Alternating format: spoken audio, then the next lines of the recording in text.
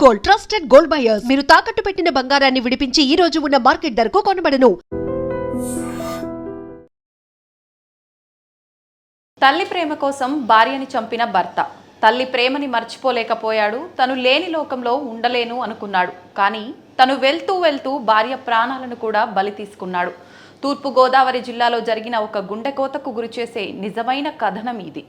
తూర్పుగోదావరి జిల్లా రాజానగరం మండలం పాత తుంగపాడుకు చెందిన 35 ఏళ్ల కమిడి లక్ష్మణరావు పోలియో వల్ల 2 కాళ్ళు కోల్పోయి చిన్న ఫ్యాన్సీ షాప్ నడుపుకుంటున్నారు. ఆయన భార్య శ్యామల మానసిక దివ్యాంగురాలు.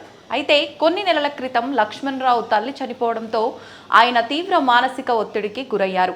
శనివారం అర్ధరాత్రి దాటాక భార్య శ్యామల చేతి నరాన్ని కోసి హత్య చేసిన లక్ష్మణరావు ఆ తర్వాత తాను ఊరేసుకొని ఆత్మహత్య చేసుకున్నారు. ఆదివారం ఉదయం ఎంతసేపటికి తలుపులు తీయకపోవడంతో అనుమానం వచ్చిన చుట్టుపక్కల వాళ్ళు లోపలికి వెళ్లి చూసేసరికి ఇద్దరు విగత జీవులుగా కనిపించారు.